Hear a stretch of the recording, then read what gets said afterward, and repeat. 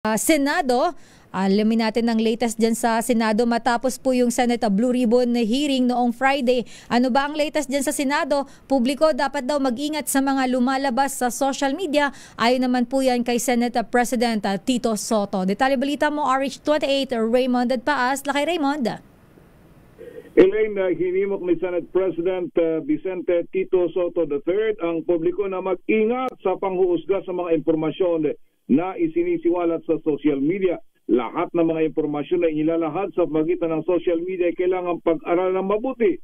Para kay Sotto, kapag walang accountability ay walang credibility. Kaya't marami ang nagtatanong kung under oath ba ang akusasyon.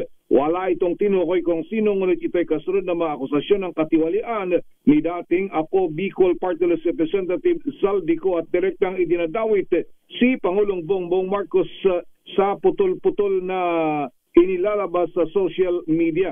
O yung mga putol-putol na video na inilalabas sa social media. Paliwanag ng Pangulo ng Senado, madali itong paniwalaan para sa mga taong galit sa inaakusahan, ngunit sa dulo ng lahat ay lalabas din ang katotohanan.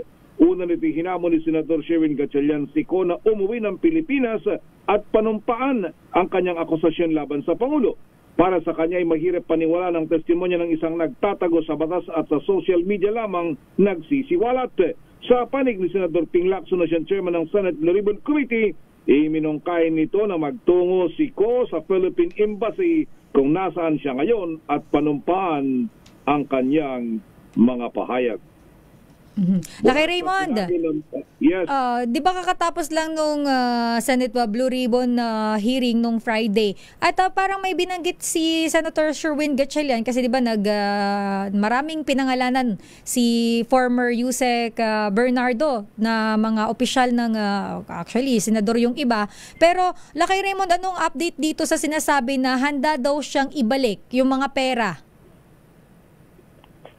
Hindi kasi inabot yung hearing na yon, Elaine. Wala doon sa bahagi ng maghapon na hearing ang pagkakabanggit ni Yusek Bernardo. Lumalabas, di ba kasi nag-a-apply si Bernardo na maging state witness sa DOJ.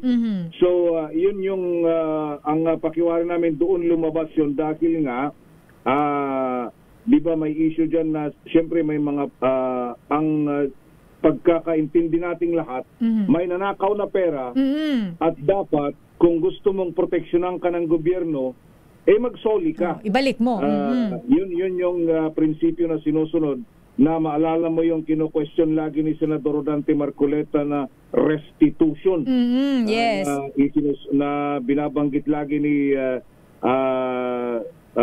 Senador Marcoleta na kino-question niya nung panahon na si Ombudsman Boying Rimulya ay siya pa ang kalihim ng Department of Justice. Kaya nga nung hearing nung Biyernes, nagtalo sila ni Senador Marcoleta at ni Prosecutor General Richard Dong Padulyon dahil na naman dyan sa issue ng pagbabalik pera na yan. Dahil ang ipinipilit o kino-question muli yun ni Senador Marcoleta, pero ang sabi ni Prosecutor General Padulyon, sino ba naman ang ayaw? Alam naman nating lahat na may perang ninakaw. Kung dapat magpakita ka na kumbaga yung goodwill na ikaw gusto mong bigyan ka ng security at maprotektahan yung pamilya mo. Pero syempre, may nanakaw na pera, magsoli ka. At yun, kasunod na yun ay lumabas na nga itong balita na itong si Yusek Bernardo ay magsasauli ng pera. Ang ipinipilit kasi ni Senador Marcoleta sa aming mga hearing dito ay paano nyo alam kung magkano yung dapat isoli? Yun yung tanong niya. Ang sabi naman ni Prosecutor General Padulyon hindi ang gobyerno or kami, sabi niya doon sa agency, DOJ halimbawa, hindi mo pwedeng sabihin na ikaw magsuli ka ng ganitong halaga. Kasi ang lalabas doon, extortion yun. Sabi ni PJ Padulyon. Kumbaga yung tao, nagnakaw ako ng approximately 100 milyon. O isoli ko ito dahil ito yung aking nabahagi. Yung parang ganun na may voluntary yung magbo-volunteer kung sino man yung aplikante sa Witness Protection Program. So yun yung amin nakikitang context ng pangako ni Yusek Bernardo na magsauli ng pera dahil umaamin naman siya. Ang mabuti dito kay Yusek Bernardo, umamin siya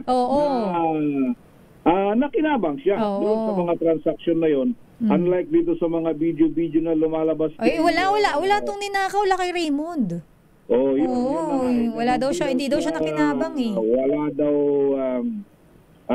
daw yung hindi daw nakinabang dahil dumaan lang daw siya. Dumaan lang sa kanyang pera. Napakabuti niyang tao.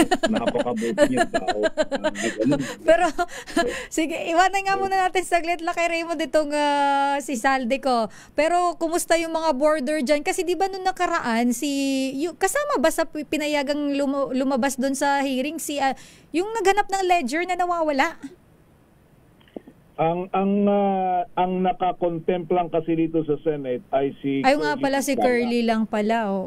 Yung asawa niya na si Mrs. Sara Diskaya ay hindi kasama doon sa contempt.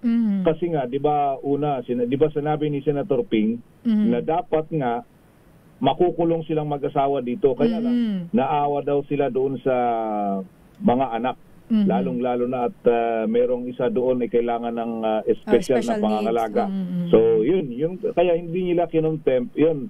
So, kung yung lumabas man na yun, ay lumabas sila at pinayagan itong si Curly Diskaya lamang.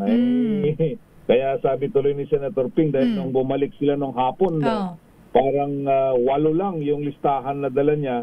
Inuna pa niya number 1 sa listahan niya yung kaaway nila sa politika sa Pasig, si Congressman Roman Romulo. Kaya sabi niya, ba't inuutay-utay mo? Hindi mo na lang dalhin dito lahat.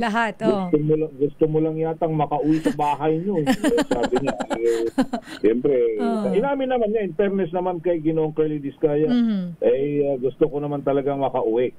Dahil siyempre, nakailang buwan na sila dito. Buwan na yung kanilang itinatagal na nakakulong under the Senate custody. Alright. Sige, maraming salamat kay Raymond. Kung ano man yung kahinatnan ay wala pang linaw kung itong mga nakakulong dito ay makakauwi sila. Ayun nga, bago magpasko kay Raymond ba, hindi ba sila mapapayagan? Depende sa maging desisyon ng committee. Ang problema ay kung magkakaroon man ng hearing muli ng committee, ay baka sa pagkatapos na ng budget. Dahil simula sa araw na ito ay magsisimula na yung plenary debate. Tuwing 1:00 ng hapon, tuloy-tuloy na yung for the next 2 weeks ay tuloy-tuloy yung plenary debate. Sabagay, 1-2 sawa naman kung sakali ito. At may mga nakaschedule ng mga agencies. Kaya lang sa araw kasi ng Miyerkules, masisingitan ito. Pero umaga naman yun. 9:00 ng umaga nakatakda dito sa Senado yung necrological service para kay dating Senador, dating Senate President, si Manong Juan Ponce Enrile o si Manong Johnny. Alright. Mula sa Senado, ito si RH28 Raymond Advance para sa DZRH. Una sa Pilipinas, una sa Pilipino.